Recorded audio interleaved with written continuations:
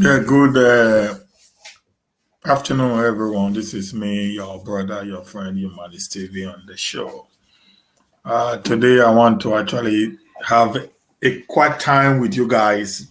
I might have a very longer time to the place. You guys have to bear with me. I have a lot I'm going to talk on, politics, events happening in Nigeria, the Abuja politics, and the Boko Haram's security in Edo State and all that. And those of you who are following me on Facebook would have seen my scheduled post, and I have itemized those things that I'm going to talk about in today's show. It's going to be a very intriguing, interesting, and very educative one. And the place, if you are just a first timer on the show, please, I want to just kindly follow us on Niger Watch. If you are just follow us on Niger Watch YouTube, and then subscribe to our channels on Niger Watch YouTube, and follow me on the Matter Rising with Humanist TV and the Southern Nigeria, United Southern Nigeria, on Facebook. Give us some likes, give us some likes, and give us some comments, very feedback, so that it can help us to actually do better for you guys. I'm one of those guys who believe in giving you very valid news, which is all I actually aim for, just to give you a valid news that will help in building a more robust discussion. Okay, guys. And today I have about 9 or 10 new events I'm going to talk about, on stages.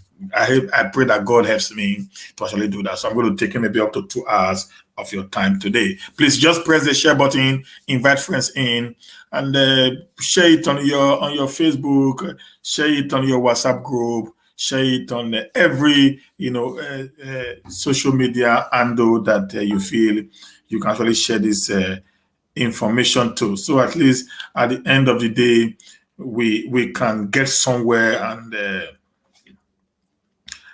and get this information across to people, guys. Okay, let me just try to share my own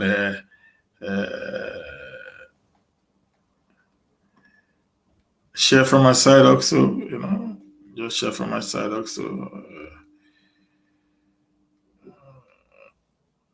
Just share from my side also, and I believe we all can. If you are there, please just press the share button, invite people into the show, let them watch the show. Okay. Then I'm going to share to some groups also, just to get people into the show. If you are here, please just, you can drop some comment for us while we check the comment. Yeah, Matthew Sibo, good afternoon, sir. Afternoon, this is afternoon from here. How on a day, how family? Please, if you are just here, just drop some comments so I can know you are around. Please drop some comment, give us some like. We have about 6 persons on the house now. Please let me get some likes, let me get some comments, from the people. Thank you, guys. Just drop comment. I know you are here, so I can actually appreciate your presence. Okay, guys, that's how we do it today. That's how we're going to roll. It's going to be really, really blasting today, guys. I'm just trying to share to as many groups that I belong to, so they can watch it now or later in the day. Many people have actually forgotten about me because I was actually out of circulation for about 4 months or thereabout.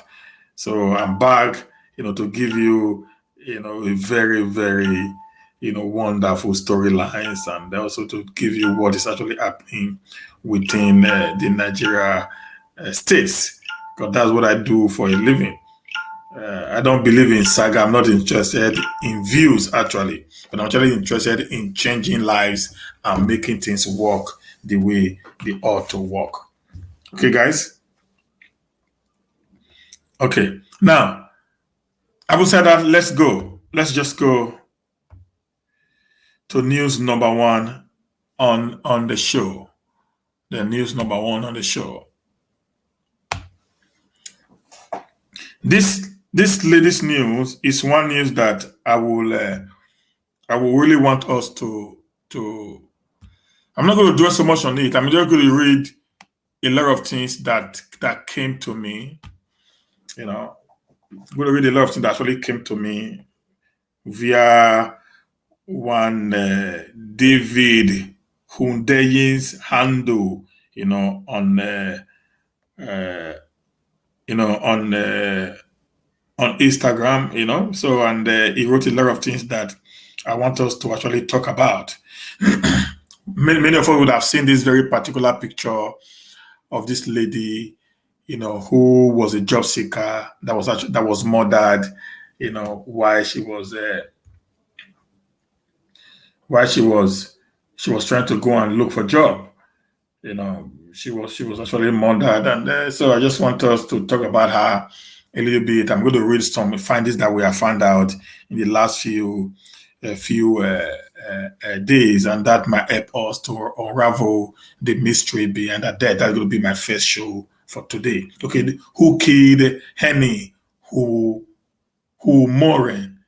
This girl who got a call, you know, to come and get a job, and at the end of the day, she was murdered in an uncompleted building in Akwa Ibom State, and we need justice for her.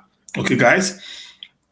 Now, say concerning Hiny Umoren, the young lady job seeker that was murdered by Frank Akpan. This is what I found on Twitter.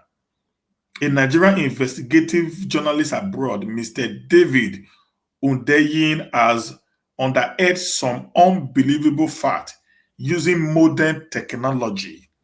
The website he posted his findings have been mysteriously hacked and all data gone.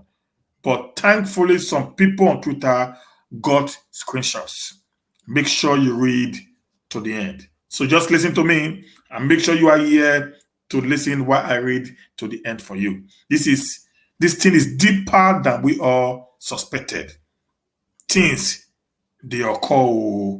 I'm just reading what is written by the very person who is involved. Now, this is what was gotten from David Hundayi's Twitter handle. Okay. Now, on April 29, Hiny Umoren set out for a job interview in Uyo. She never made it home. This is David Hundayi speaking now, the investigative, journalist. Okay, guys. In this exclusive for at Newswire NGRO, I exploit leaked data from the murder suspect mobile service provider and proved that it did not work alone. Hashtag justice for Hiny Umoren. Okay, guys, that was the foundation. Now this is how it goes. This 3,000 word investigative deep dive is based on several days worth of leaked cost records showing Frank Akpan's link to a senior civil servant in the Federal Ministry of Niger Delta, as well as directly working with the Akwa Ibom State Police Command to bungle the case. Don't forget, Frank Akpan have been arrested. Okay, guys? We all know that. If you're following the case, Frank Akpan have been arrested by the Nigerian Police Command in Akwa Ibom State. But this investigator is saying there is a link between Frank Akpan and the Nigerian Police Command in Akwa Ibom over the death of this lady. Okay? They say using cellular geolocation data, this investigation proves the existence of a high-level organ trafficking rings in Akwa Ibom State, which has backing from the Akwa Ibom State Police Command and a senior civil servant working for a high-level politician at the Niger Delta Ministry. Okay, so this is just a preamble of all that's happening. We're going to go very soon into the major investigative, information that we need to get to the public. They've hacked, the website, and they've brought down all the data. That's why we're trying to put it into as many, duplicate into as many form as we can. That's why I'm reading verbatim what was written by David Hundayi. In particular, the data shows that Police Superintendent Samuel Eziogu, who was named as one of the officers that arrested Frank Udok Akpan, actually has a pre-existing relationship with the suspect and is in fact working in cohort with the organ trafficking gangs. Okay? In a sane society, after David Hundayi investigation, the IGP would have, this is Fashayo Sayombo, another Twitter guy who is writing that in the same society, after Davis Hundayi's investigation, the IG would have queried the Aquabon CP by now. The CP would have been sacked. The policeman in that holy alliance with the killer, kidnapper, CSOs would be drafting petition. The governor would be forming. But this is Nigeria. Okay? Now, the story continues based on David Ayunda. In other words, this place where Frank Udok Akpan, fresh from murdering Hiny Umoren, came to meet Kure Ifyong. Take all this note of these names. Kure Ifyong is another name again, belonging to wife of Kure's boss and Federal Minister of Niger Delta, Godwin Okpabio. So there's already a link now between Akpan Frank, one Sam Izegu, which is a police officer, one Kufre Ifyong, then now to the wife of the Niger Delta, minister, which is Goswill Okpabio. So which politician has Kufre been running errand for, right? And we have the Kufre's information and all that. With the kind of revelation done, don't be surprised to wake up one fateful morning to hear that Frank Udok Akpan died mysteriously in police net or miraculously escaped from police custody, and case will be closed. I weep for my fatherland.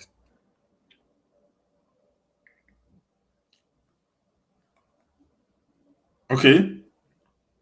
That being said, it is time to examine the leak call record data and draw our conclusion. First, here is data I extracted from what my source provided, showing the significant part of Frank Akpan's call and SMS history on the day Hiny Umoren was murdered.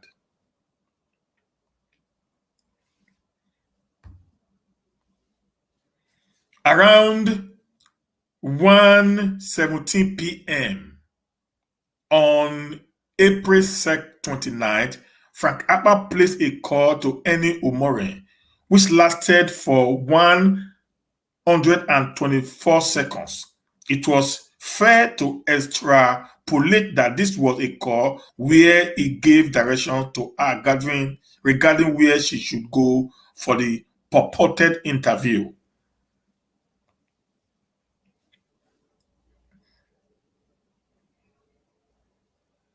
At about 1:21 p.m., he then placed a call to one Blessing Godwin, which lasted 147 seconds, and was he chatting up another potential victim of the same job interviews? It is possible to say for now. It is impossible to say for now. At about 3:38 p.m., Hiny Umoren then placed a call to Frank Akpan, lasting for 106 seconds. If you compare the Toa data here to that of his previous phone call, it is clear that he was already at the supposed venue waiting for her because the Toa location does not change. It is safe to assume that she was calling to tell him that she had arrived for her interview. Save for a 2-second WhatsApp voice note, which Henry later managed to send to Umo. This call was probably the last time anyone ever heard Hiny Umoren alive again.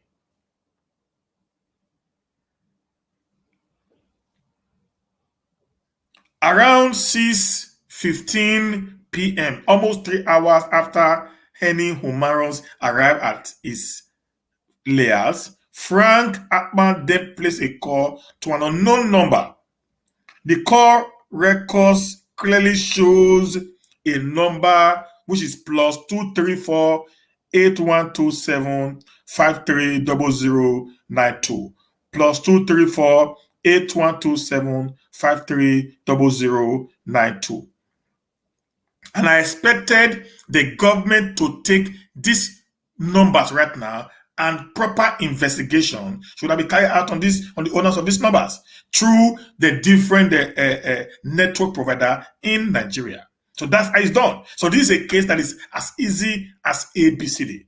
But because of the kind of country we live in, evil will be roaming and nobody is doing anything about it. But let me continue. Frank Akman's no public number, making repeated contact between 6:15 p.m. and 6:50 p.m. with telephone number plus 234-8122-386-922 plus 234-8122-386-922. An unknown number which brings up no detail or true caller of Facebook. For reference, if a mobile number pull up no true caller, Facebook or social media result, whatsoever this could either mean that is used on non-internet enabled feature phone, the so-called burner phone, or that the owner is extremely intentional about having no digital footprint link to that number. But we can get information from the service provider that actually owns that very particular telephone number. Okay, guys?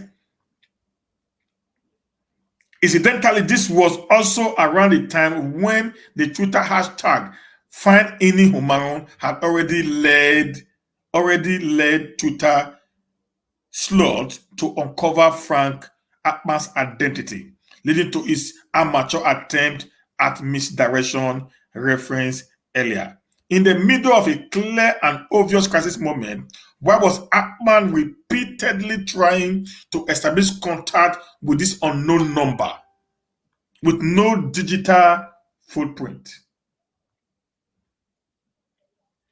The answer could be in some data I extracted from a different set of a call record showing Frank Akpan contact with this number in the days and weeks before Hiny Umoren was murdered.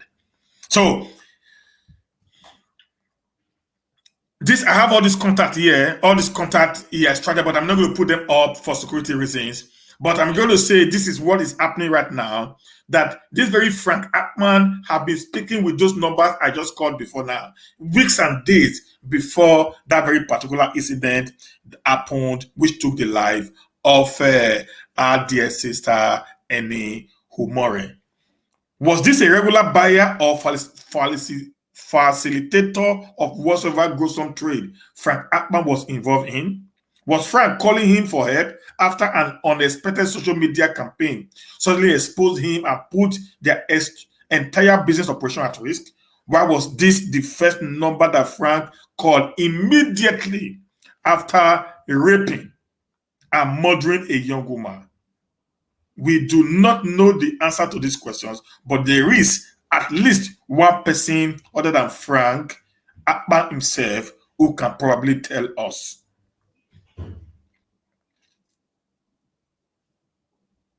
The senior forestry officer. It is April 30th, 2021, and Frank Akpan had become a nationwide hate figure on social media. His involvement in Hiny Umoren's disappearance is public knowledge at this point, and time is running out of him. He needs friends and allies to protect him.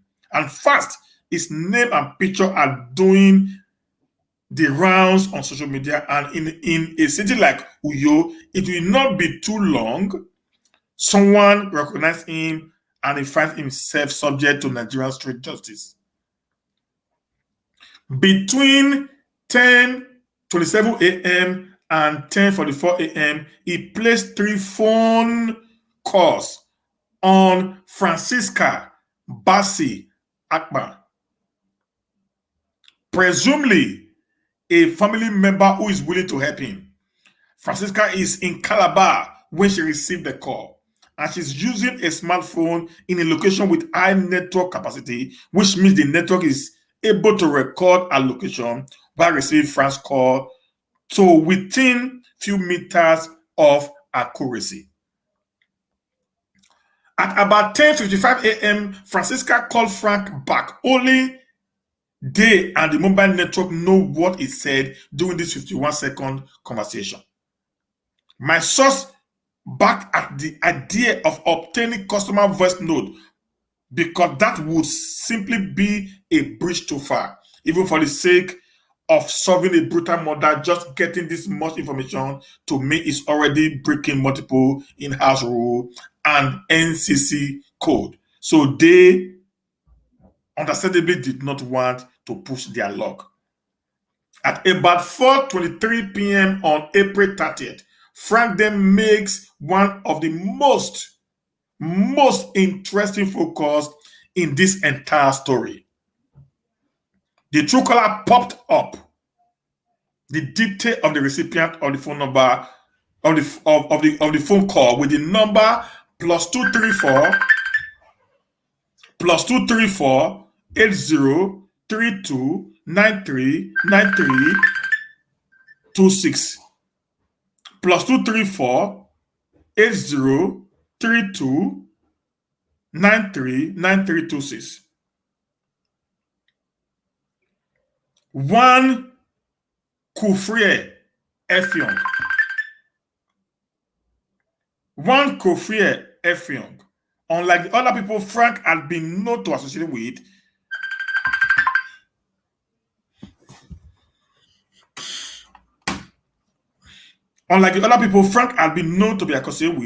Kufrie Effiong appears to be from a different world.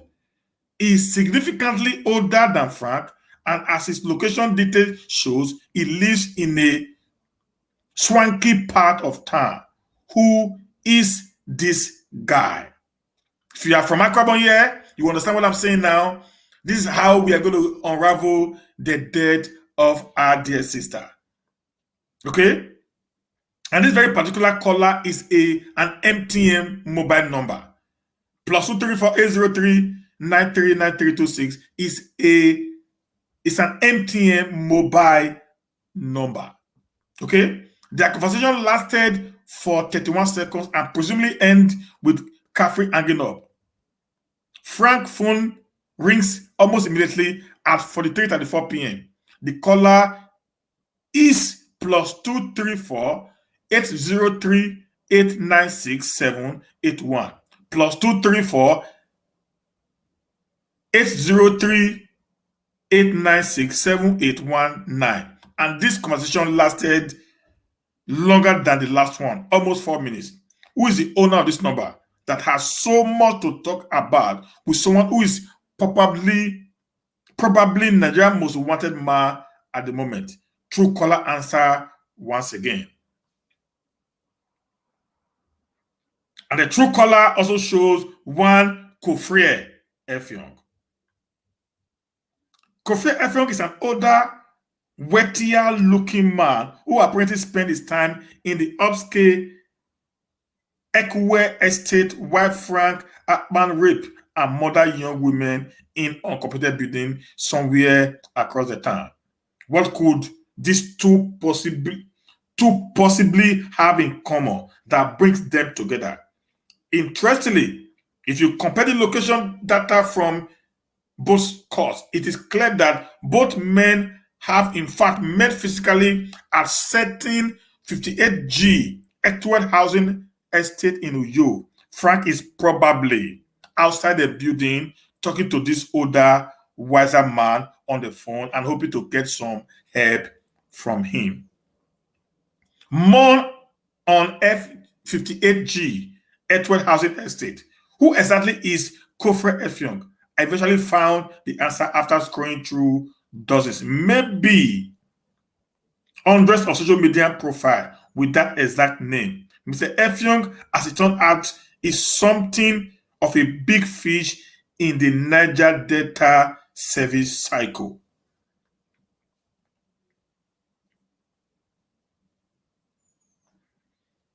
Then David Hundayi said, it just came to my attention that Devox suit, the hotel at the center of the 58 unit G slash S9 unit G, Ekwe Asset Estate Nexus involving Kofre Effiong and Frank Udok Akpan is owned by one or by none other than Ekaite Akpabio, wife of Goswill Akpabio. Okay? Wife of Goswill Akpabio that owns that place. Now back to the address where both men met. Plot 58G unit, Ekwe Housing Estate, is home to Uyo branch office of a medical NGO called the Center for Clinical Care and Research, CCCRO Nigeria, founded in 2010 by an all-star list of accomplished Nigerian medical doctors. CCCRO carries out medical outreach program in underdeserved area of Nigeria and promote medical best practice using a fusion of global best practice local healthcare delivery model, or at least used to, because as far as it is possible to tell, its social media page have no activity whatsoever since 2017. A scan of news stories since 2017 using the keyword CCRO Nigeria and Center for Clinical Care and Research Nigeria turned up nothing. To all intent and purpose, this is a ghost NGO. And yet, at least if Gogo is to be believed, it is Uyo branch.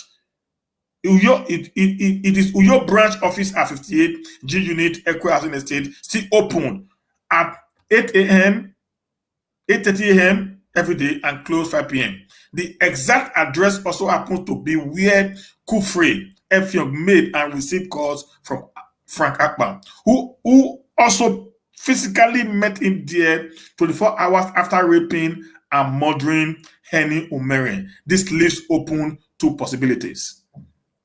The first is that Uyo branch office of the organization, which specifically offer supply chain of management of earth commodities, may have been commandeered by an illegal organ trafficking rings to feed the booming global black market organ trade. At the lower end of the operation would be Frank Akpan, who would specialize in rape and murder of defenseless women so as to harvest their organs for onward delivery to those in charge of the operation.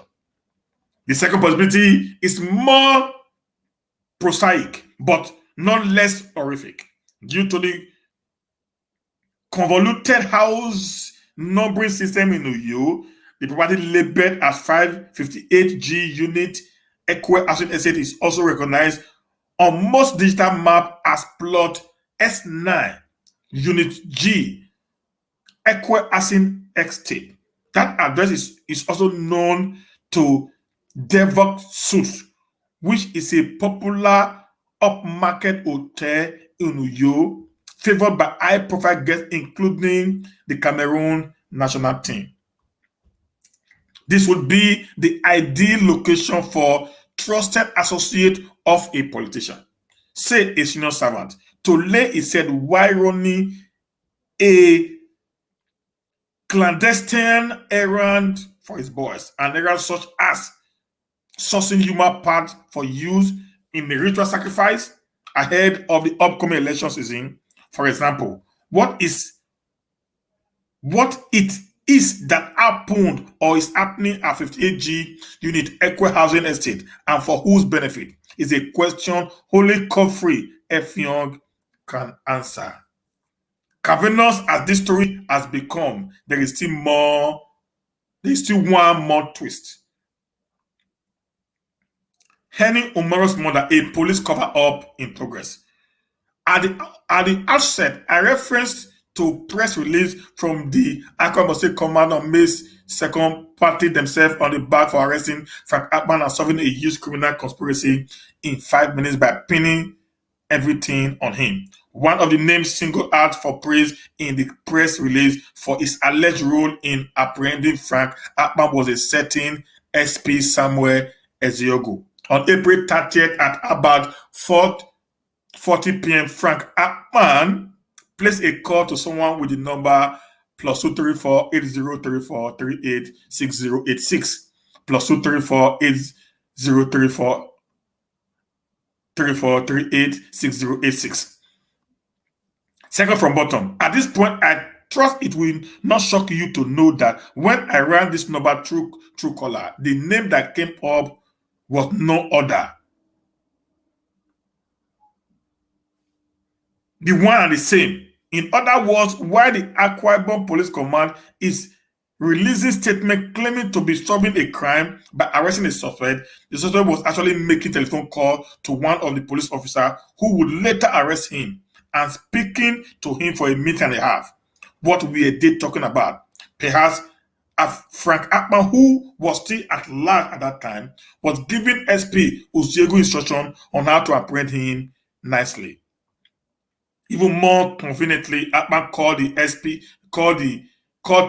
Uziegu lasted than a minute after receiving a text message from Kufri Effiong, while still physically located at 58G Unit Etwe Housing Estate.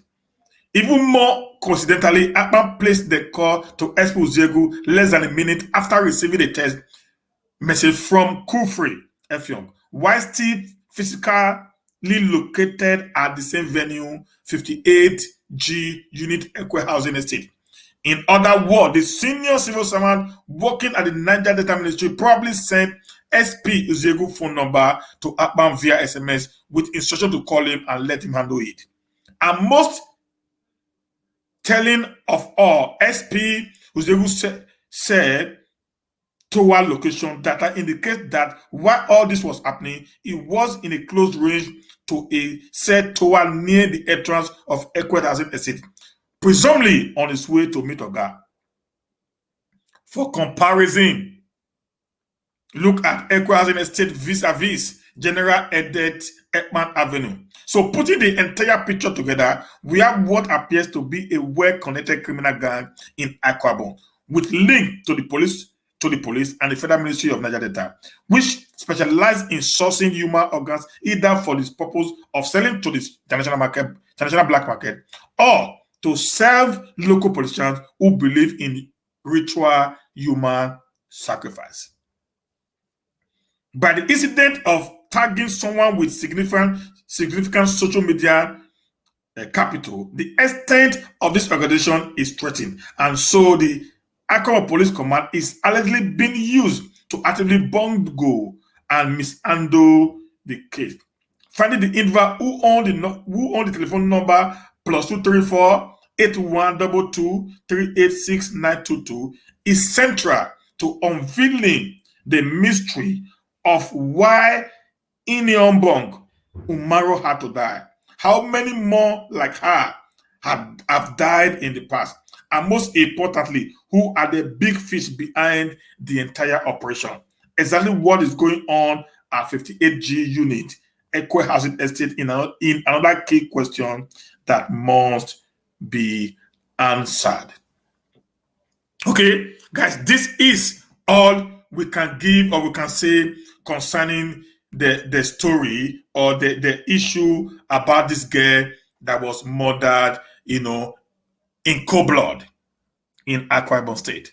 Now, what is actually happening today, most of the crime, like I said before, that is happening in Nigeria today are actually being done by this same group of people who have decided to hold us perpetually hostage in collaboration with some greedy, selfish, criminal-minded, policemen who knows the truth, but because of their greed for power, they've decided to actually allow this evil to perpetually continue to destroy the fabric of the Nigerian state. And we believe with this investigation that have come up, we believe that Hiny Umoren will get justice, and everyone involved, no matter how placed they are in the society, will have to face, the law of the land. Okay, guys. So that's all. That's how I can go there.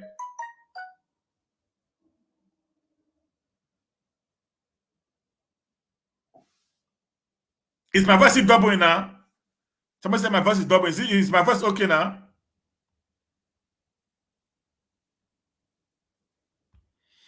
So now there's another show, another very interesting one I want to talk about today. Edo PDP at war with Obasanjo's government wrote a letter to the national body. For quite some time, I've decided to allow the Obasanjo government to actually be. Okay, I've allowed them. I supported Obasanjo wholeheartedly 100% during the electionary period, of September 19, which was last year. I was one of the key guys who actually, as far as Europe as it was concerned, for the Obasanjo support group. I was one of the key guys who was actually out, on every social media platform, on every YouTube or wherever, doing the best, doing what I know how to do best, defending, going to interviews, going to debates, and at the end of it, actually, Obasanjo came out with a fine color. I decided to actually allow Obasanjo government to be, because I believe when you put somebody into government, you give it some time and see if it can be able to perform. So my idea was to give Obasanjo 1 year after the inauguration to see how much he had done in the last 1 year.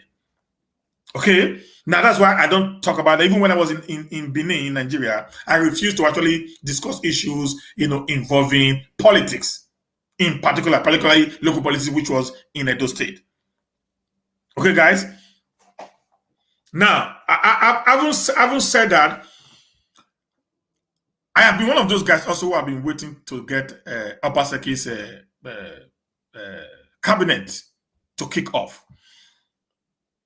But based on information that I've had in the past, I think I said it some of this information in one of my videos, in one of my debate when I had an interview with my brother, my big brother from London, Bra Monday, Per Monday. We had an interview, and I said in that interview that Obasanjo is not putting up a full house right now because there is an in-house, rumbling between the old PDP and the new PDP. I think I said that. Many of you who have watched my video will see that on. And I said the reason why we are not getting so much from them is because the old PDP and the new PDP are not agreeing on some issues. And Obasanjo, being who he is, he doesn't want to make the same mistake he made by bringing in people into his government. And at the end of the day, when the issue becomes a little bit more worrisome, people will start resigning at the middle of the government, which can create, a very wrong, precedence again for him. So he had to now run on a one man on a Trinity government, what I call Trinity government. The father, the son, and the brother. So these three guys, took over, and now they are now running the affair of the state. Yeah, all to be said. 3 men cannot run the affair of a whole state. Okay, these are facts. I say it the way it is. Yeah, they are doing their best, but they can actually do so much. The reason is this: the civil servant, the Civil Service Commission, which is headed by a permanent secretary of each of these ministries, cannot actually think the way a politician thinks. Policies are being drawn by the politicians, being put before the civil service. The civil service are not the one that now execute the policies with the supervision of the commissioners or ministers, as the case may be.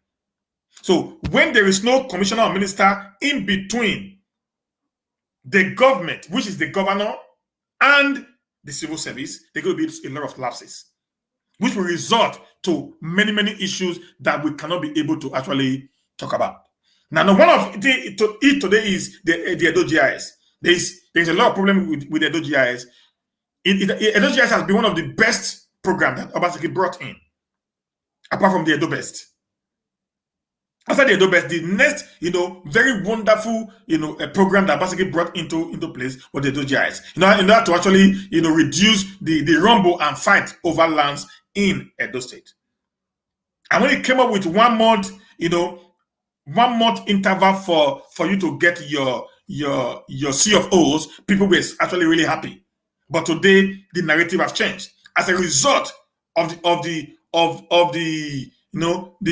situation, the political trauma playing out among these people.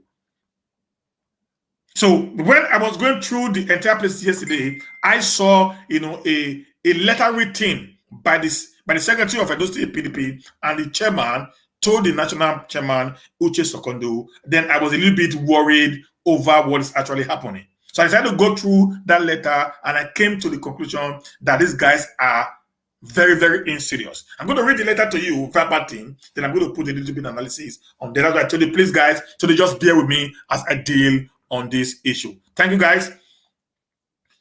Now, on the 10th of May 2021, the national chairman, People Democratic Party, Wadata Plaza, Abuja, attention, Prince Uche Secondo.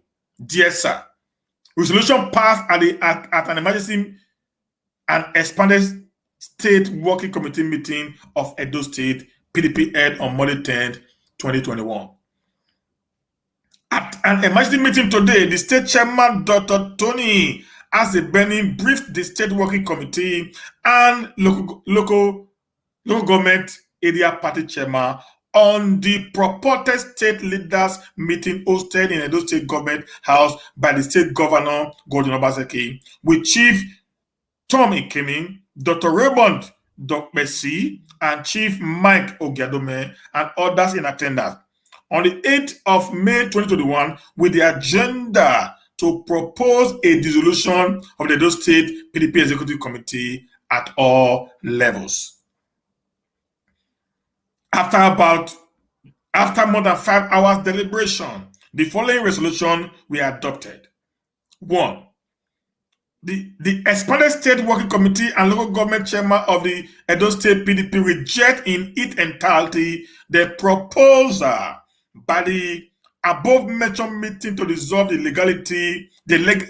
legitimately elected executive committee member of the PDP at all level, local government and state level. We also condemn totally the convening of such a meeting aimed at ambushing our state chairman, who is constitutionally empowered to call such a meeting, at a meeting where only 3 whole PDP members, namely Dr. Raymond Dokpesi, Chief Tom Ikemi, and Mike Ogiadome, as engaged 10 members from the Godwin Obaseki fraction that decamped from APC to PDP.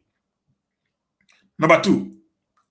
Okay, maybe I talk on number 1. Let me talk on number 1. Now, it is so childish, guys.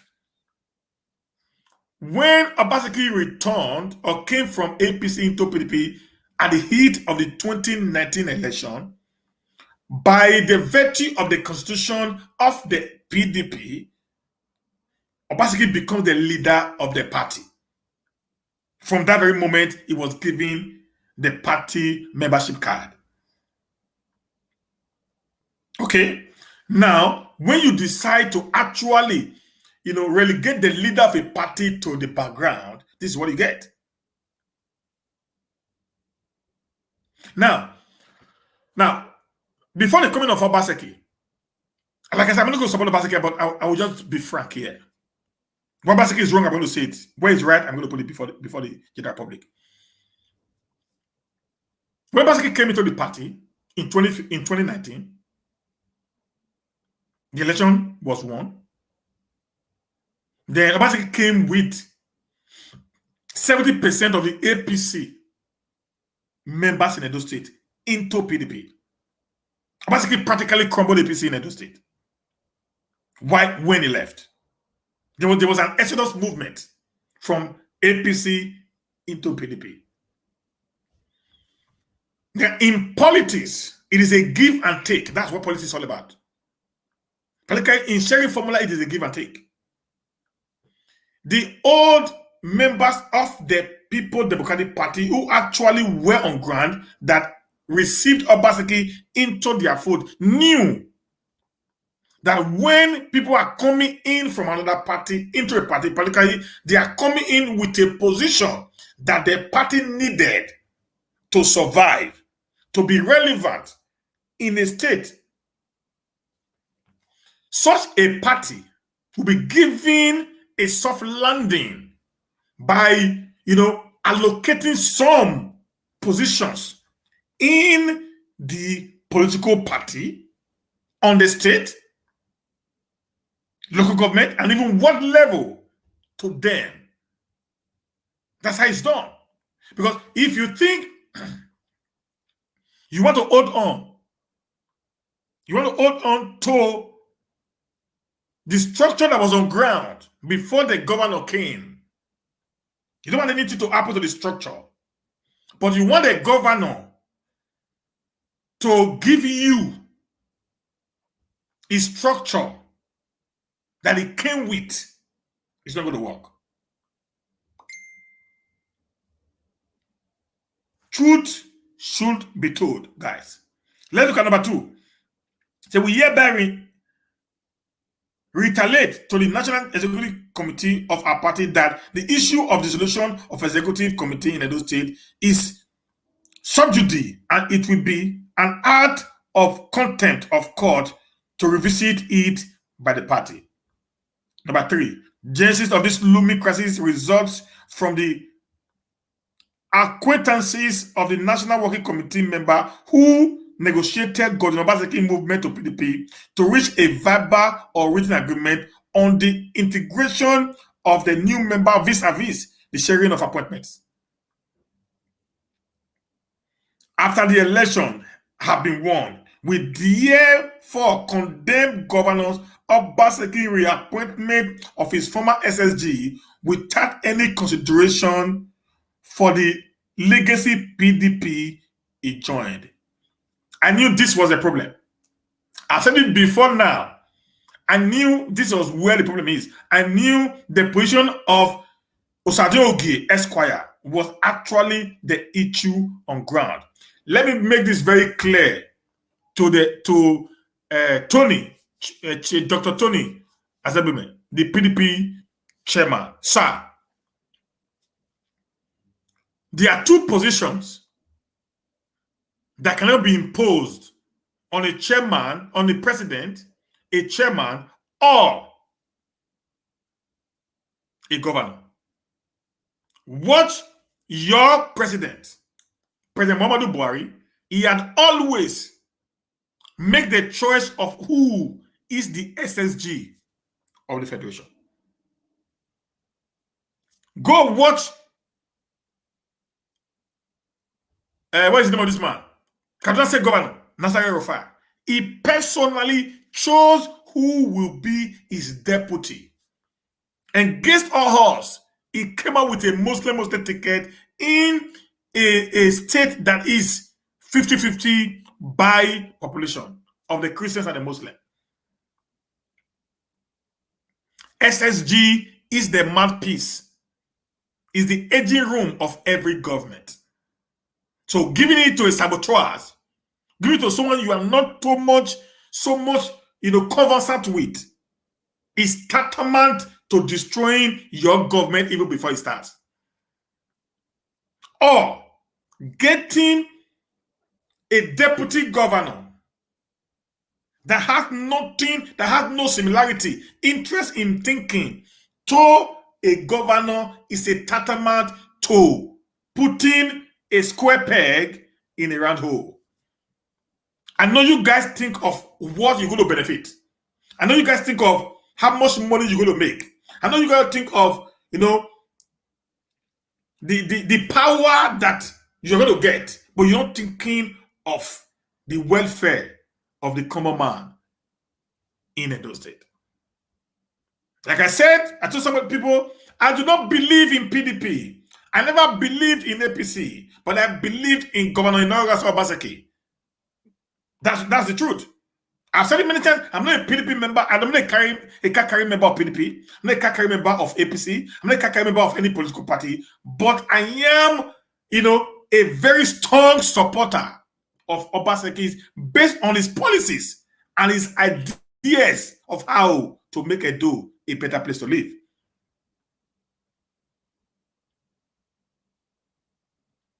So, your cry of not having SSG is not even enough to bring down the roof of the building, sir.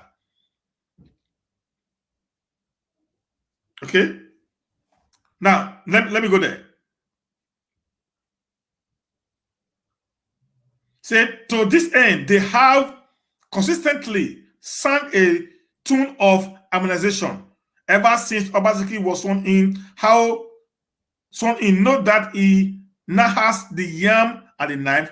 He have resolved strongly that if any harmonization must take place, it must start from the government office, where his deputy governor should resign and the deputy governor nominated from the old PDP is sworn in. This can be a springboard for board harmonization across the state party organ. Let me also go back again. You see, everything they talk about is about money. And they're actually concerned about the people welfare. And they're actually concerned about what the people will feel. How are the people being treated in this present day government of Obaseki? Now, he talked about the SSG. He said if Obaseki refused to remove the SSG, then Right Comrade Philip Shaibu should resign. And they will nominate.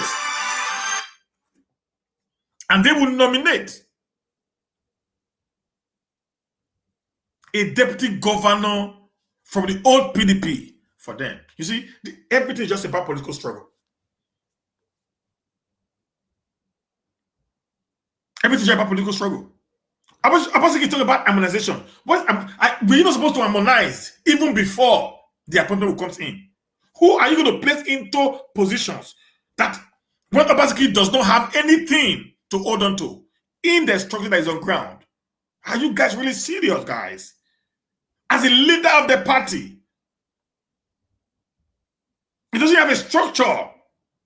His people are still hanging.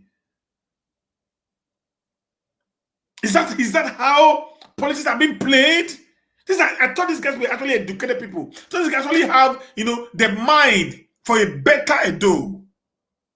You lost the governorship seat of Edo to the opposition since 2017 to 2007. When Oshiomhole took over, and they have had this power till 2019. When there was a rumble between the government of Obaseki and his erstwhile godfather, Adams Ali Oshiomhole. If not the political trauma that took place between these two guys, how do you ever think that PDP would have ever, in their wildest imagination, returned to Sadebe Avenue? Today, your name is not being marked among those, political parties within the South and the Southeast, region that actually be controlled by the PDP. What is harmonization to you is to ask the deputy governor to resign. You know the sacrifice that was made by Right Comrade Philip Shaibu during the election. He had every opportunity to become the governor of Edo State. He declined such, offers and decided to stand by his boss, who he believes so much in. Do you know what the SSG has done? Internal, behind the scene, and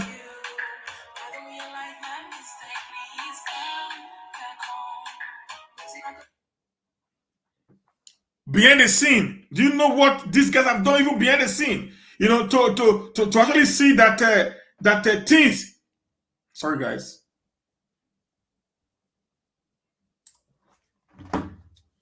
You know what these guys have done behind the scenes?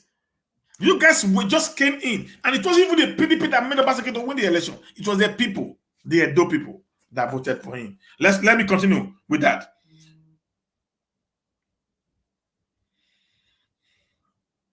Number 5 said, we recognize that the governor is being misguided and misled by three groups of individuals who are bent on bringing our party to disrepute. So number 1, say Group A Say he called the aspirant 2023 and 2024 election. The two main culprits here are the deputy governor and the SSG, who are both rumored to have governorship and senatorial ambitions or aspirations. This is legitimate. However, such ambition will not be used to rubbish the integrity of the party. I have an ambition of becoming the governor of Edo State. Every child, every man, every woman from Edo State who is of age by right has an ambition of leading the state out of where it is today. So it is not a crime if they decide to have an ambition. But when the time comes, the people will make their choice. Okay, guys? Because why is it hammering on these two guys? Because we just have three guys to the running the government: the governor, the deputy, and the SSG. So he has to always hammer these two because he knows he cannot take the governor position. So he wants either the position of the SSG or that of the deputy governor. And Obaseki that I know will not succumb to any of those two. This has been the reason why the government has not been able to constitute its cabinet. Say Gubi, Congress losers. Say these are primarily Dr. Raymond Dokbesi, Chief Mike Ogiadome, and Chief Tom Ikemi. These members have never hidden their disdain for the new executive across the state, simply because they backed the wrong horses and lost woefully at various Congress level. For the record, these three members have consistently lost their unit in previous elections, despite the exalted position and appointment they have held in the party. They cannot now be wiser than Solomon by asking for the living child to be split in two. Please refer to attached INEC result sheet. Number 3, the Godfathers. Coming from APC, these individuals have brought the instinct APC culture of godfatherism, where they usually sat and wrote names for Governor Obaseki to install as chairman, councillors, etc. They have refused to register in their ward as PDP members while continuously attending PDP meetings under the governor's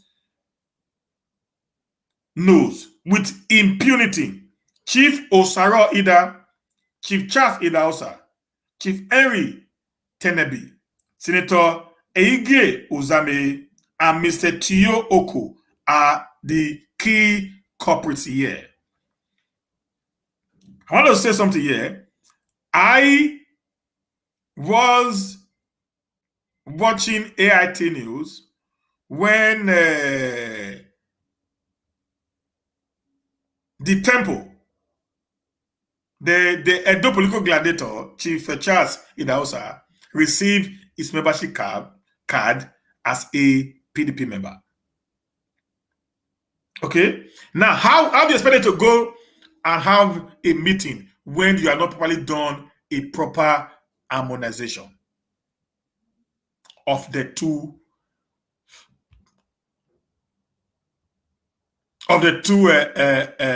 political parties that wanted to merge together? That is the issue. You cannot have a war in your home created by you out of greediness and selfishness, out of you trying to hold on to power because maybe you know or you believe that your popularity is be dimmed by the day.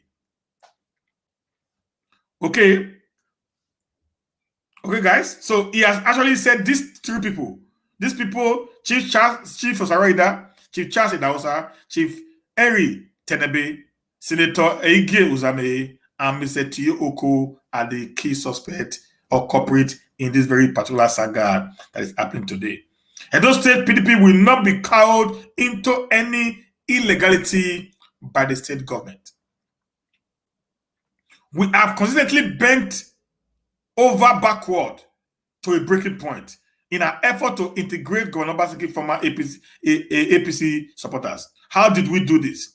Arizona Congress held in Port Harcourt recently, the two positions zoned to Edo State, Financial Secretary and ex-official member, were conceded to the governor without any deliberation by the party hierarchy. The national ex-official position was also conceded to the governor without any deliberation. Mr. Chairman, how far do we have to go to show good faith?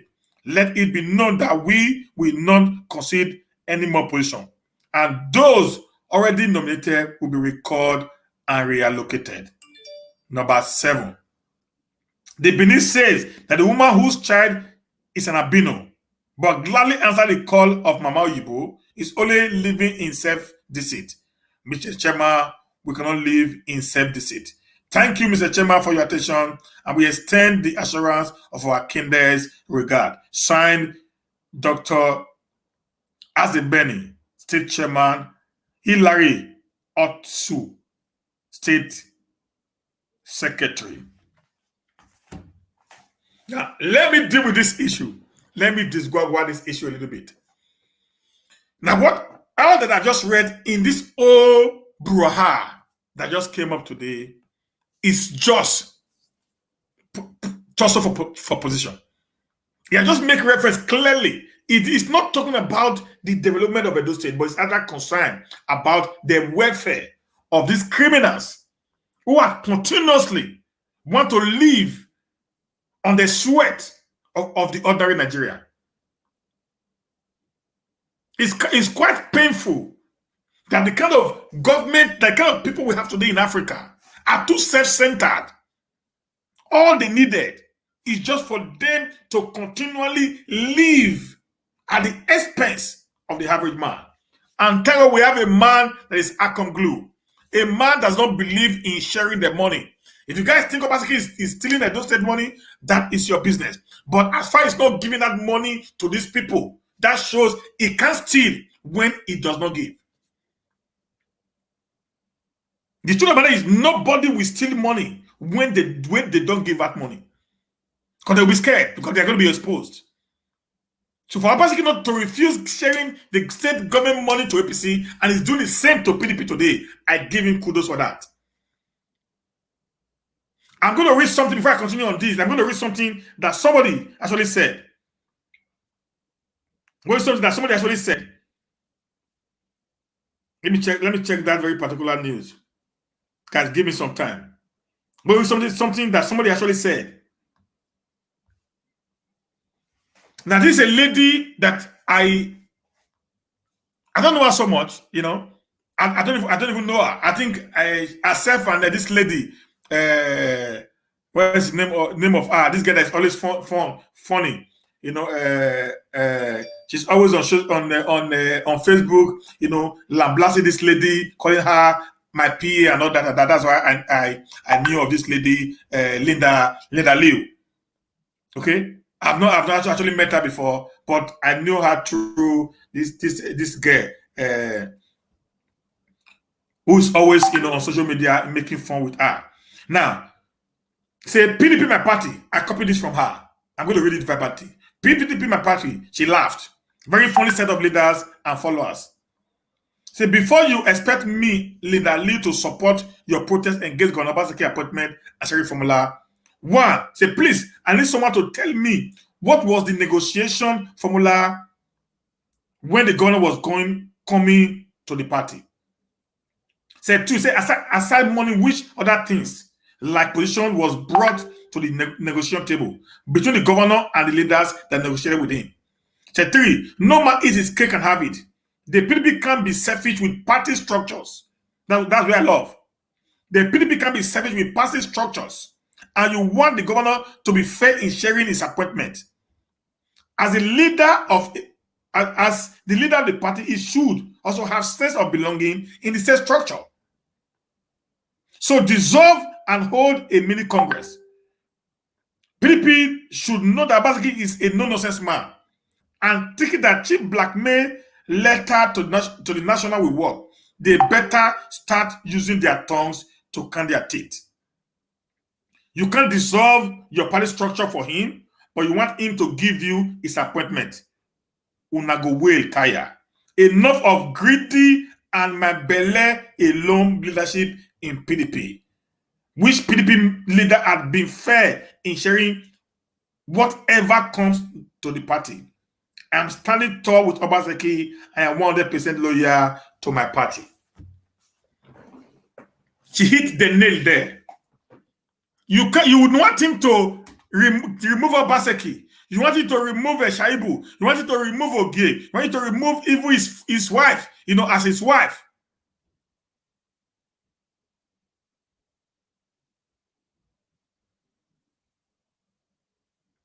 Even as his wife. But you refuse to give him a sense of belonging in the structure of the party in the state as the chairman, as the leader of the party. Who does that? Who does that? He may not be a politician, but he's a well-articulated, intelligent man, and he knows how to deal with his issues. And to be candid with you guys, I think Obaseki has been very fair. I'm going to say that before I continue. To be candid with you guys, I think he had been very fair to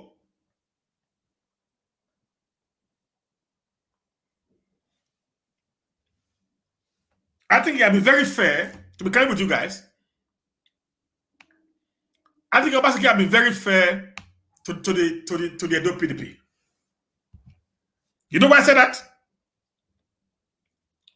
Since November 12th that he was sworn in, he had refused to inaugurate an ESCO, all because he wanted them to have,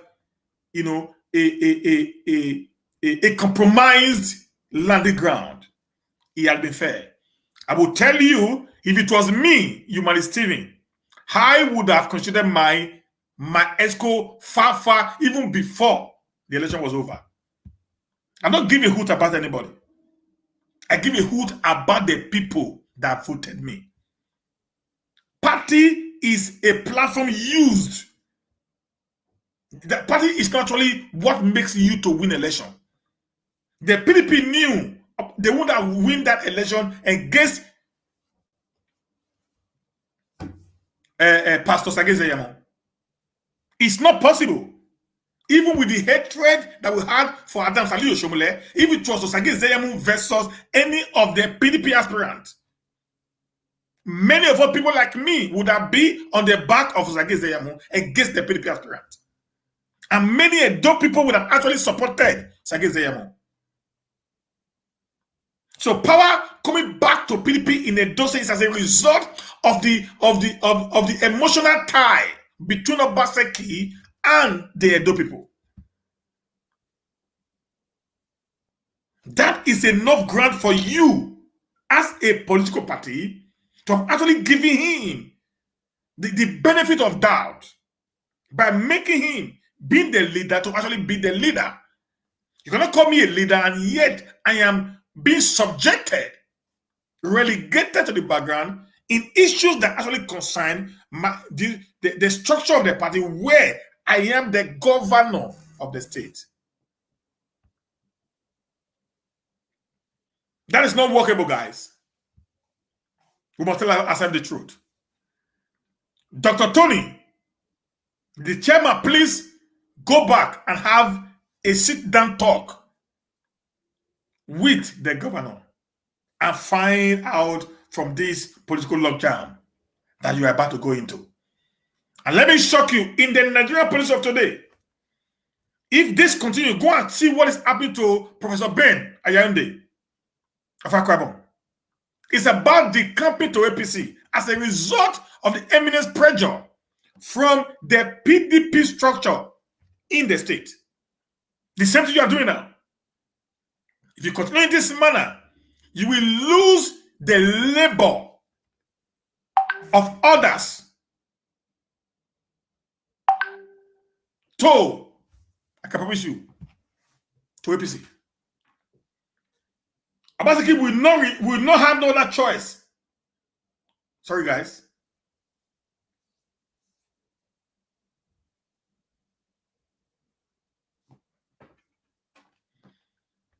Obaseki will not have no other choice than to return back to APC. And at the end of the day, the labor of PDP will become the joy of APC. You refuse to integrate his people that came with him from PDP. Now, you want him to give you the positions that is of the APC. How does that work? Who does that, guys? Who actually does that? So please, guy, go back, sit on the round table. Your concern should be the development of Edo State, not appointment being given to you. Okay? Sign out on that. The next one is Central Governor banned open grazing. Asked Buhari to address Nigerians. Wonderful news. I saw that. I was like, I hope it's not just going to be a news. It's going to be a news that they're going to carry to letter. But apart from that, having the APC and the PDP governor coming together to actually decide on something as a region, then it is a well-developed,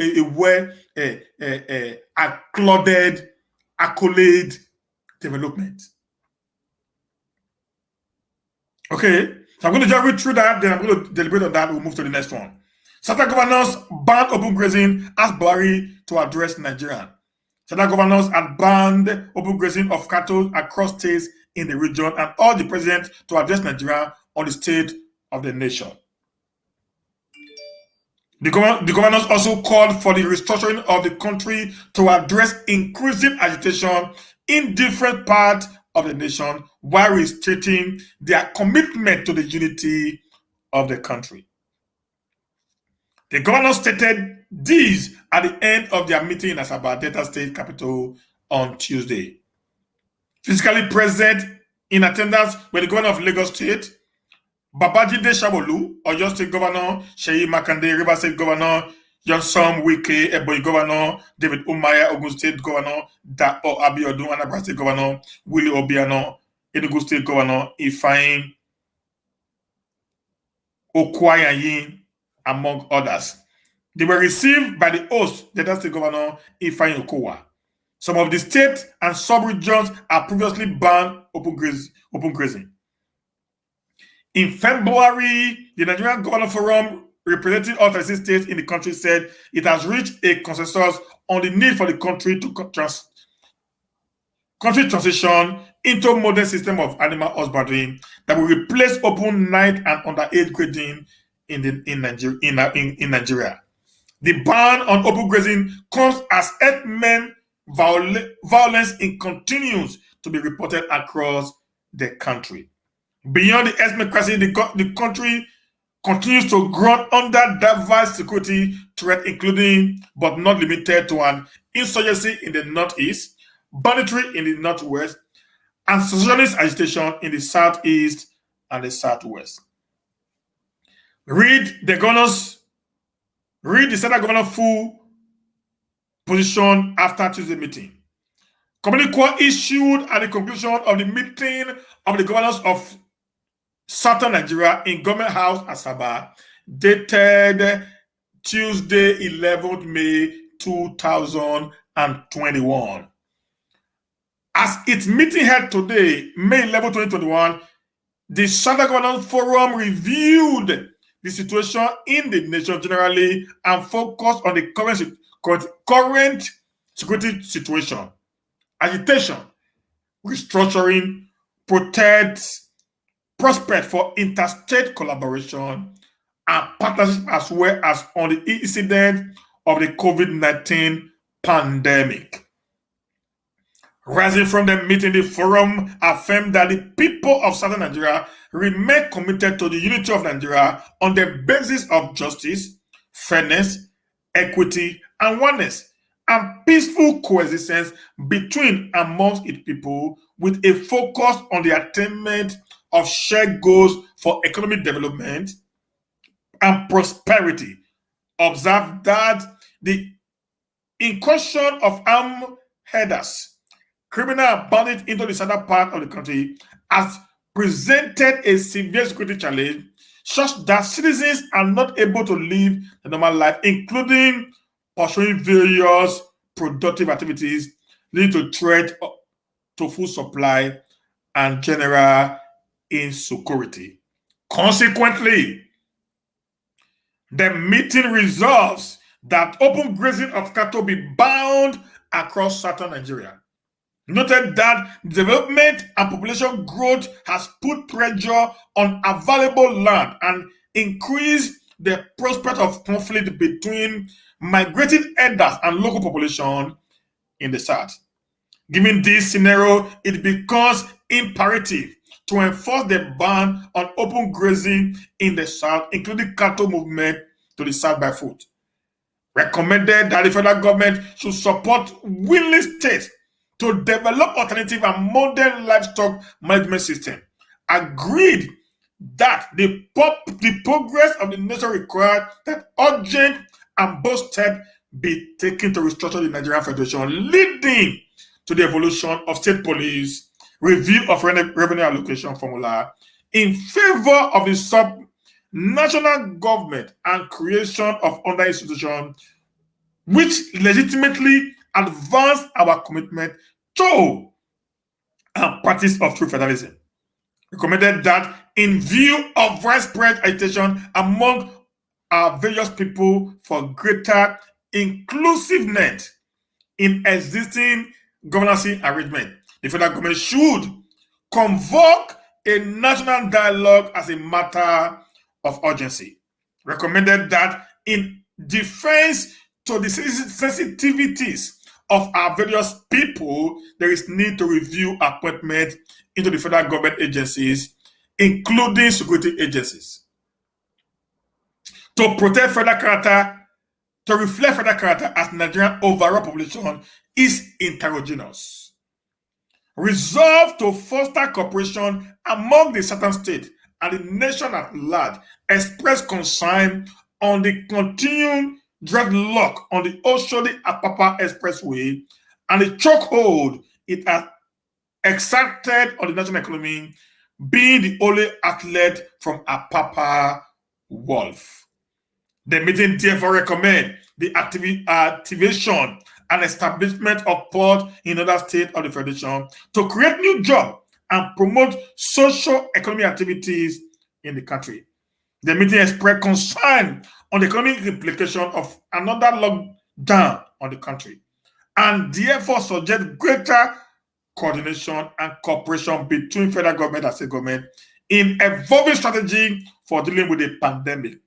Expressed very grave concern on the security challenge currently plaguing the nation and strongly urged that Mr. President should address Nigeria on the challenges of insecurity and restore the confidence of our people, and express gratitude to our host, Governor Ifeanyi Okowa, for his generosity and hospitality.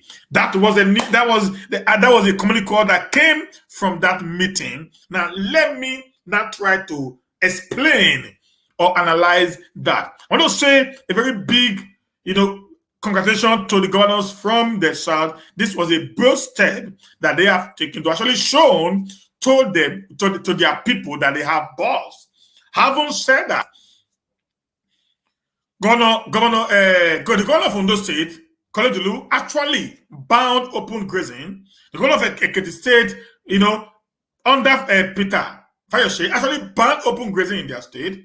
And the governor of Edo State actually banned, grazing between 6 p.m. and 6 a.m. in the morning. Okay, guys? And many other things like that. But do you know that this same group of guys, these elders, do not obey these laws? In Benue State, for example, there was also a law that banned open grazing.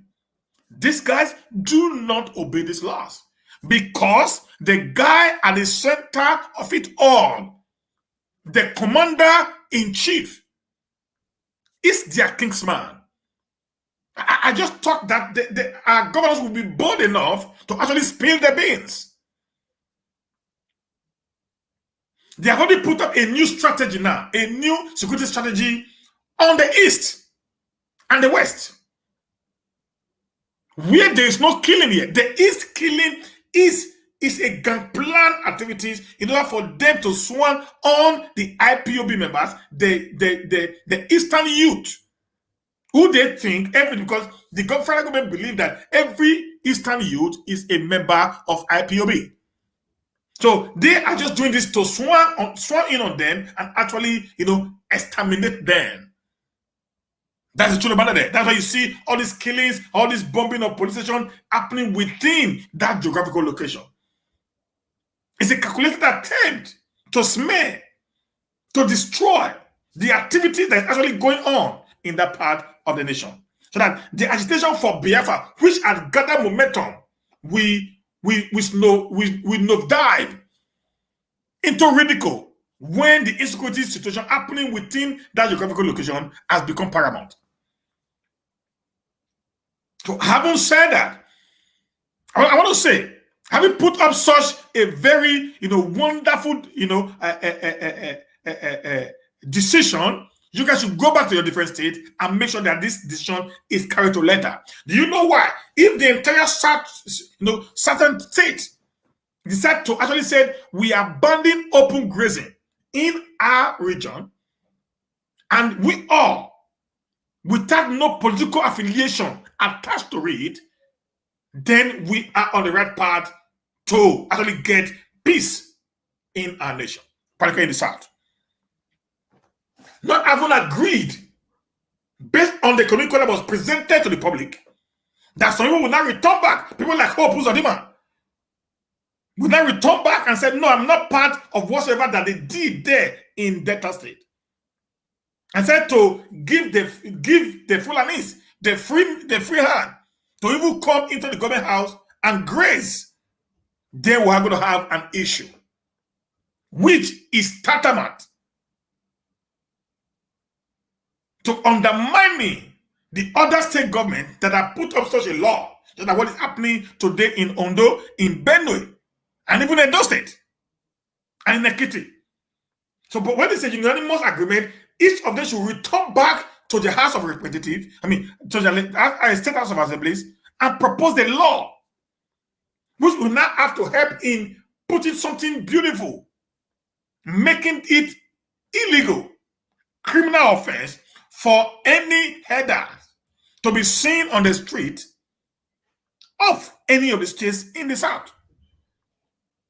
Anyone who feels they want to raid their cattle, they should actually raid it within a confined location, which they need to buy. If they are not buying, they should also raid from us who are willing to actually buy, build, facility, put all the facilities in it, and we rent it to them in exchange for money. This is done in every developed world. We are not even among the first 100 countries in the world that produces milk. We're not even among the first 100 countries in the world that produces milk. But yet, every day of Nigeria issue is being discussed. What is it called? Fula Esme. I will say a big thank you to guys. I believe you guys actually carry this to letter when the time is ripe. Okay, guys.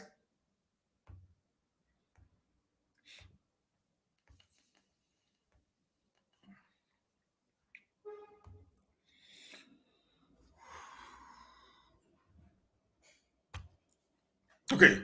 The next one is PDP demand prosecution of Amachi Usman over mismanaged 165 billion MPA fund. You see these people. Do you know this woman, the former, let me show you this woman. Let me show you her face. See this woman? See this woman? This woman was one of the convener of Bring Back Our Guests movement. This criminal was one of the convener of Bring Back Our Guests movement. You see the kind of people we have in Nigeria. And this government will be borrowing money, 165 billion from one agency under Ministry of Transport. 165 billion.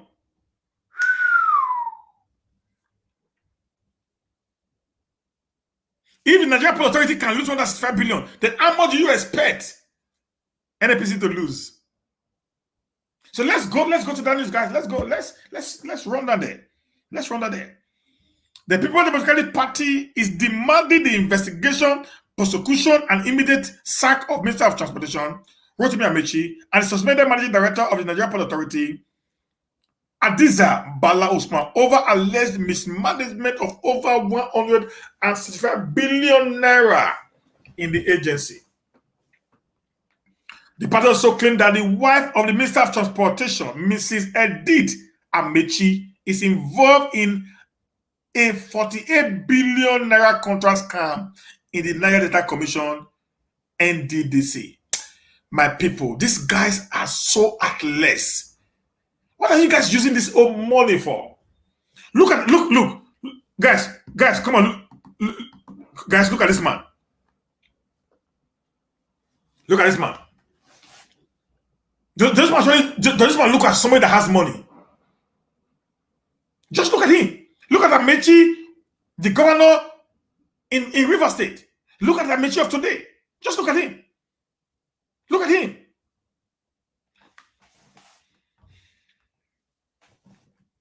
This guy decided to just gather money. The reason I don't even understand. His wife is involved in a 480 billion naira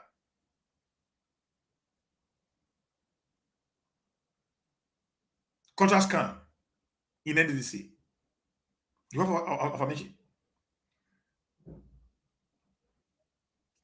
The foul stench of corruption oozing out of the MPA, NDDC, and other agencies of government in the last 6 years has shown that our MDAs have become the cash cow and automated teller machine ATM of greedy leaders of the All Progressive Congress and their cronies in government in their unbridled looting of our patrimony. Our party has said that the fact that it took the minister a clear 6 years, 2016 to 2021, to query the NPA managing director over the alleged looting of 165 billion unremitted, guys, unremitted operating surplus of the agency, which under its preview is suspect and raises public belief that he, Amachi, only acted apparently to shield himself after indicting audit document had already been exposed. This is in addition to a report from the Office of Auditor General, which also unearthed the looting of unremitted deduction to the Federal Inland Revenue Service amounting to 650,470 naira, and another 148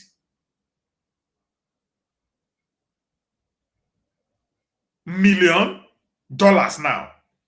845,745 naira 040 kobo, and 4 million in euros. 4,891,449 naira 50 euro, and in pounds 252,682.4 pounds under the supervision of the MPA managing director and Amachi ministerial supervision. The PDP spokesperson, Kola Olubodiyan, said in the statement. The party added that the audit report also exposed another 15 billion allegedly siphoned through shady corporate social responsibility project by the MPA, an agency under Amachi ministerial purview. The PDP therefore demand that both the minister and the MPA managing director should be handed over to EFCC for investigation and possible persecution. So the kind of life we live. This woman was one of those who were going to Abuja with Aisha and Okwesili. Bring back our guests. And this woman is a very close ally of the Kaduna State governor. Actually, she was actually appointed into the position by the Kaduna State governor, Malam Nasir El-Rufai. See the Nigeria that we find ourselves today, where criminals are everywhere, doing what they know how to do, at the detriment of the ordinary people.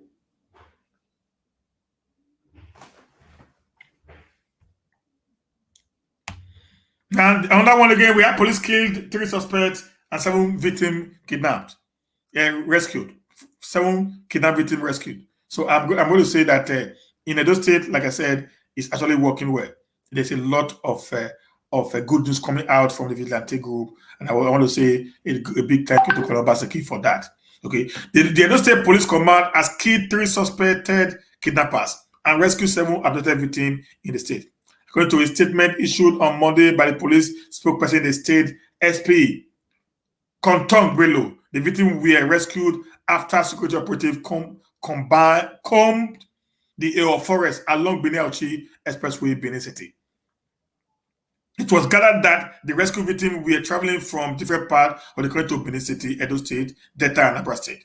The victims were identified as Daniel Musa, Aslen Obaladike, John Rufus, Bess Osae, Okideli Uwachuku, Unoma John, and Festus Francis.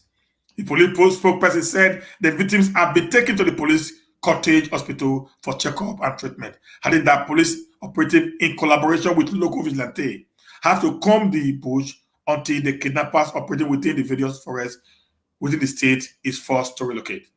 The combined team encountered the kidnapper at Ayob Aziz, engaging them in a fairy gun battle, killing 3 of the kidnappers and rescuing 7 kidnapped victims, he said. While retaliating the commitment of the state police command to rid Edo of criminal elements, Bello warned kidnappers and their criminal elements to relocate from the state or risk being arrested. So this is what is happening in Edo. So I think kind of normalcy is coming back because the government is actually doing a lot to see that it brings peace and normalcy back to Edo State. This is one of the most funniest news I have ever seen in my life. Abuja was boggled. Aso Rock was boggled. Okay, this is one of the most funniest news I've ever seen in my whole life. There was an attempt to boggle Buhari's chief of staff's presidency. Let's see what they say here. They will analyze this. There was an attempt to boggle the residence of Professor Ibrahim Gambari, the chief of staff to the president, Muhammadu Buhari, the presidency has said. The senior special assistant to the president on media publicity, Gabashew, confirmed that the incident occurred very early on Monday morning. Its confirmation followed the report by an online news medium, People Gazette, that gunmen suspected to be robbers invaded the residence of Gambari and another senior aide to the president, Abubakar Maikano, the admin officer located close to the presidential villa in Abuja. Guys, Nigeria is in problem. If armed robbers, gunmen, according to them, suspected gunmen, can invade the presidency, can invade Aso Rock, can even rob along within 1,000 kilometers to Aso Rock Villa, then Nigeria is not safe. Is Professor Ibrahim Gambari and his likes can be attacked by unknown gunmen, then what about you and I, who do not have any security, details to us? Okay, so quoting administration official and security sources at the villa, the news outfit said that the incident forced Gambari and my kanu to abandon their residence. The burglar was said to have raided the two houses where they reportedly packed money and other valuable assets. For goodness sake, in a presidential villa, is there no security dictates there? Is there no CCTV cameras in that place? And they raided for hours for you to ransack a home. It's not a two-bedroom flat, it's not a three-bedroom flat. We're talking about a mansion. For these guys to ask to ransack a full home shows that they were there for quite a long time.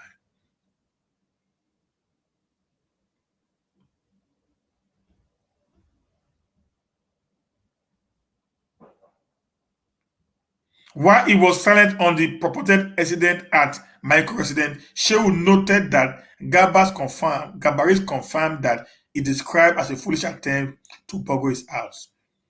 This guy, this is one of the worst government I have ever seen. Everything that happens is politics to them. Your house was burgled. A presidential aide, the chief of staff to the president house, was burgled. Do you know, as a chief of staff to the president, there are vital informations of the presidency in your house? There are vital security matter because you are the only one that is privy to security detail because you write for the president. You have the president itineraries on everyday's affair. So if your house was burgled, it means the presidency was actually burgled. Then we aren't safe anymore. If this guy will have such confidence to get to where you live, then we are not safe any longer, guys.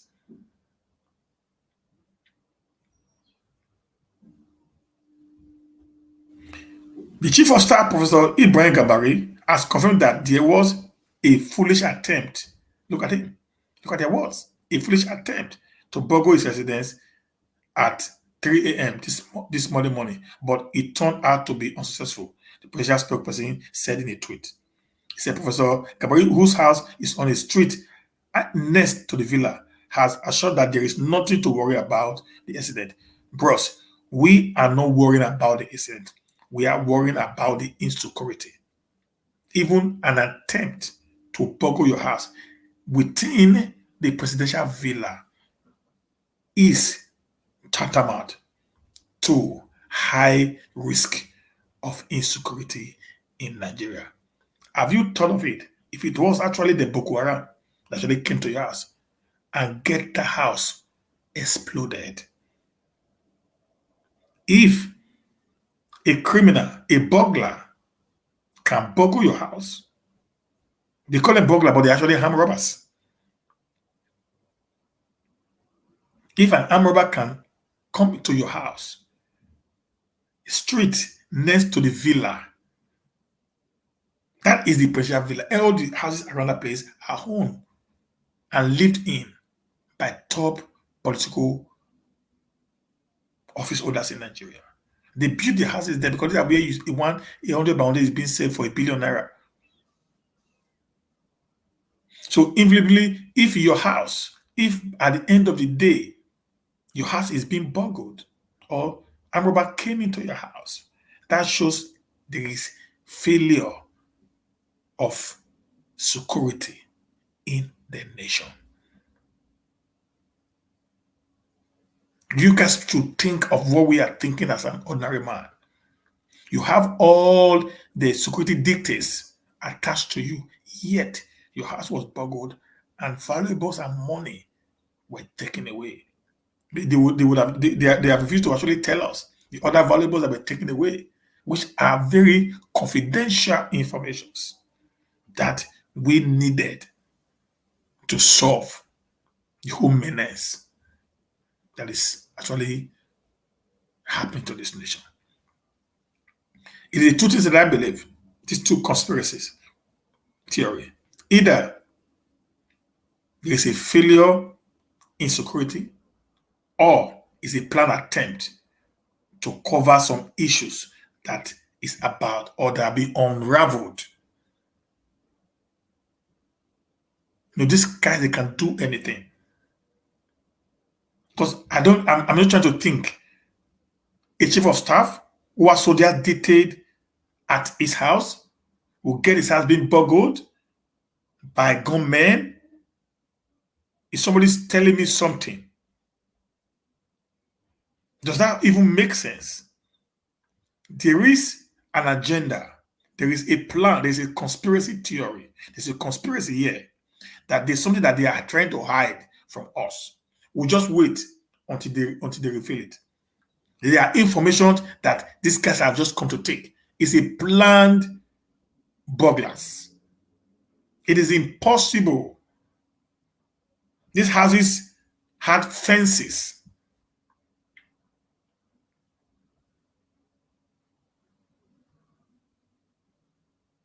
These houses have fences. I've been in that area. They have big fences, well protected. They have CCTV camera everywhere on the street. So it is impossible for anyone to go into the house as at that time of the night and get entrance into the house of the chief of staff. And according to information I got, the houses also have alarms. So I don't know why the alarm never triggered off to alert the security men in the villa and within that location.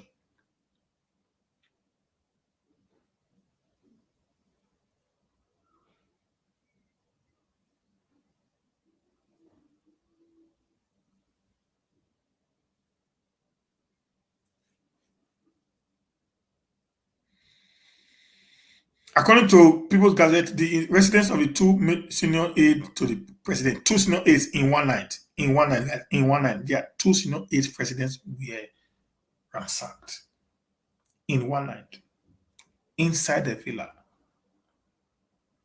Two senior aides presidents were ransacked inside the villa in one night.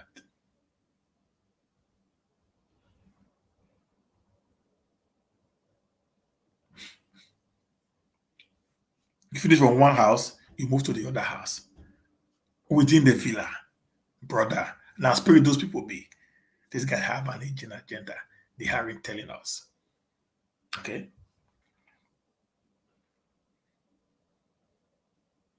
The residence of the two senior aides to the president were thoroughly ransacked, and none has yet to be arrested in connection with the incident. None. This coming amid the disturbing rate of insecurity in the country, with several calls on the federal government to secure the life of the people and their properties. That is end of quote.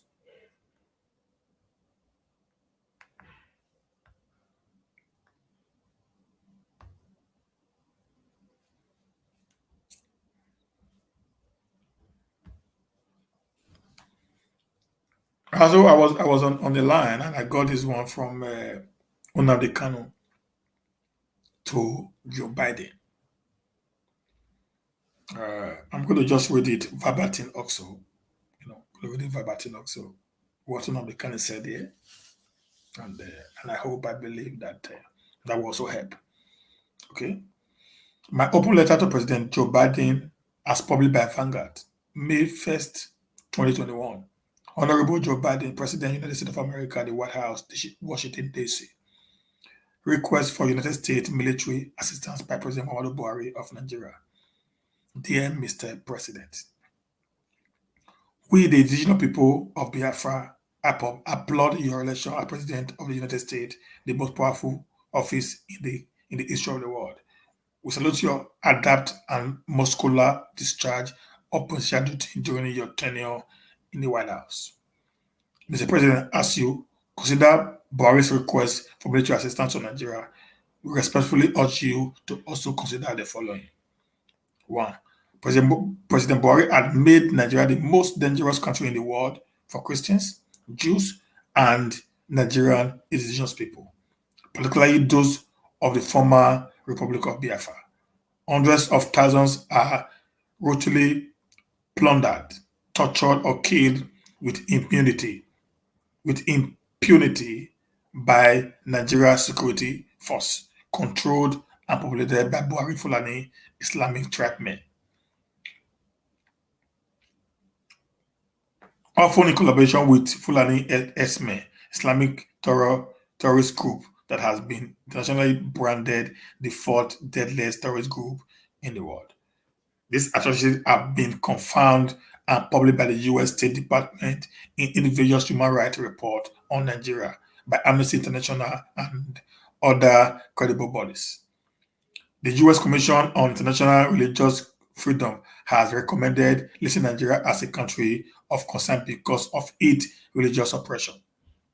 The United States says or transfer of weapons to Nigeria to fight Boko Haram are diverted to killing and terrorizing Christians and Jews. The Nigerian army, which leadership is Fulani and Islamics, is complicit in those illicit transfers. President Buhari is promoting radical Islam in secular Nigeria. He has endorsed Sharia law in 12 northern Nigeria states. He has treated Boko Haram with kid glove, releasing from detention hundreds arrested by the previous administration. He recruited them into Nigerian army and offered generous foreign scholarship to hundreds of them. He had appointed radical Muslims to head every security agency in Nigeria, including Sheikh Issa Pantami, whose profuse support for Al-Qaeda and Taliban was widely published recently. Yet Mr. Buhari had refused to sack him from his sensitive position as Minister of Communication, overseeing the biometric data of Nigeria. By defending Sheikh Patami, Mr. Buhari is seemingly aligning with Patami's terrorist sympathies. Mr. Buhari is a strong ally of the Islamic Republic of Iran and China and has generally pursued policies that put Nigeria at odds with U.S. national interest since he came to office. President Buhari is conducting a genocide campaign against tens of millions of Christians and Jews, particularly those indigenous to the former Republic of Biafra. These include mass killing, torture, and destruction of Christians' schools, churches, and Jewish synagogues. He has arbitrarily branded and terrorized the indigenous people of Biafra, IPOB, a non-violent group pursuing the independence of the former Republic of Biafra.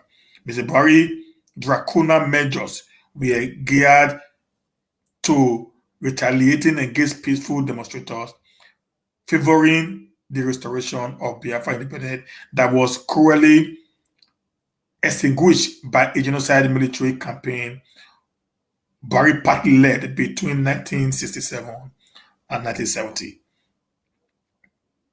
He has concocted treason charge against IPOB leader Nnamdi Kanu to cause Biafra self-determination, despite the fact that self-determination is legal under Nigerian law. The Buhari demonic rule is convoying Nigeria and creating new safe haven for radical Islam terrorists that pose potent threat to U.S. interests from the Sahel to the Gulf of Guinea. Prayers. We respectfully suggested that you consider, among other things, denying weapon sales or transfer to Nigeria under the later amendment, listing Nigeria complicit in persecuting Christians and Jews under the global Magnitsky Human Rights Accountability Act.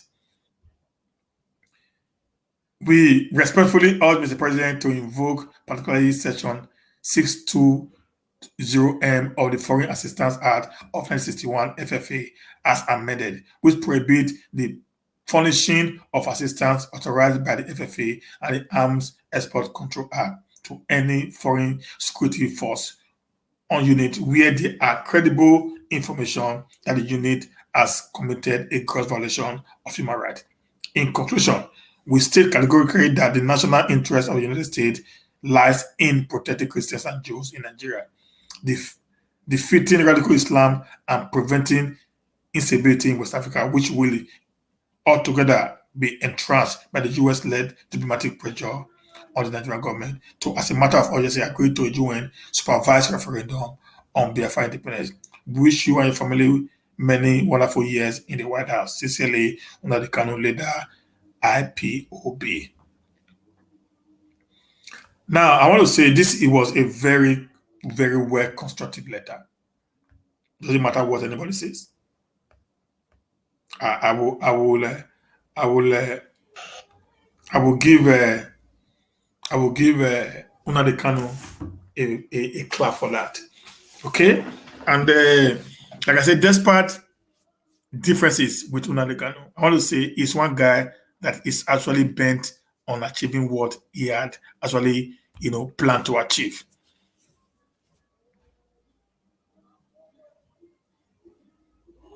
Okay, that he actually planned to achieve, and he had always been one guy who uh, uh,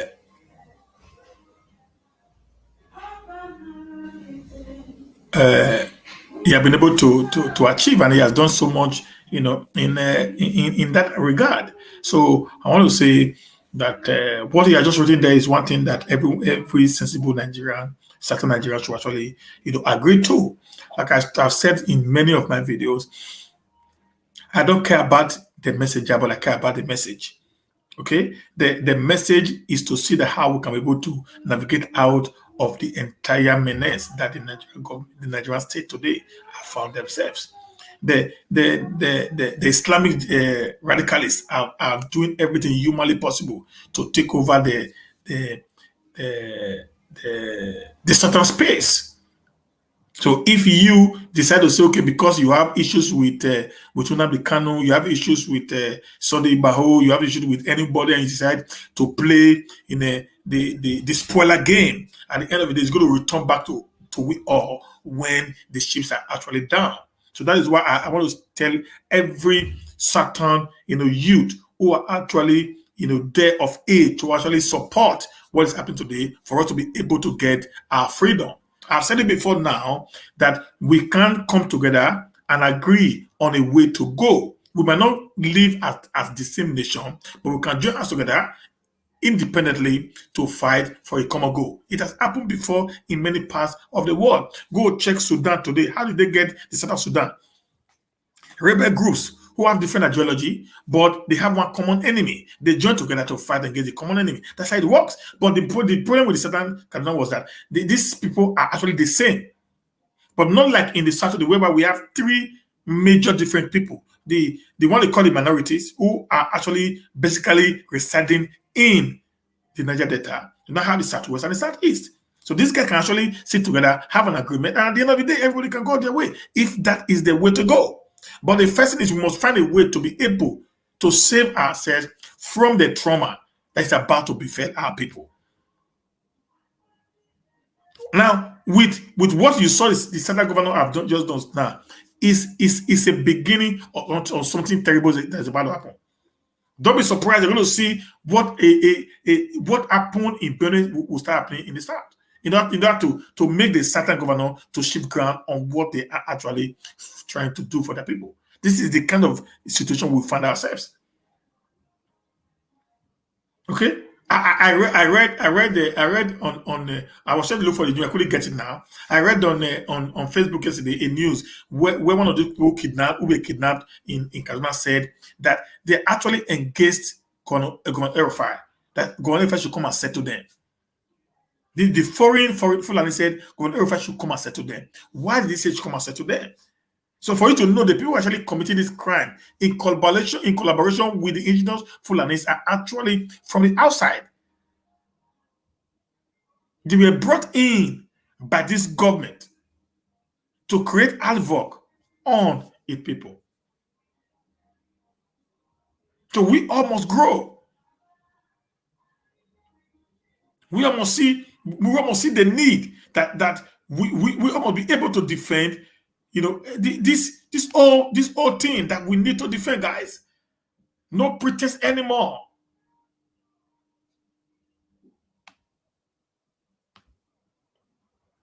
Okay? No pretense anymore, guys.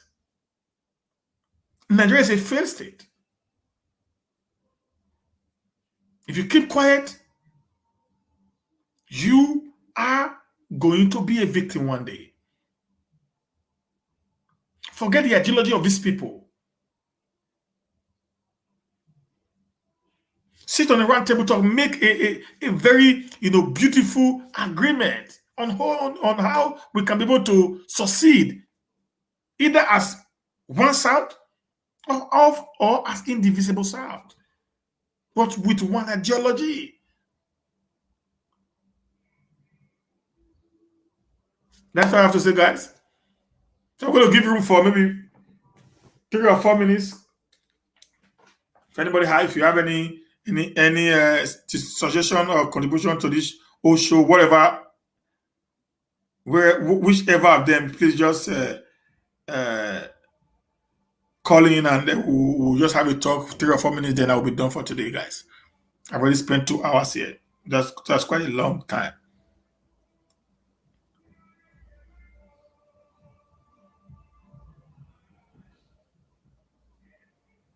Okay, guys. If there is none, I want to say a very big thank you to everyone who has been around here since trying to join me up. Please, guys. Somebody asked me where have you been, guy. My brother. I went home to Nigeria, and I'm just back.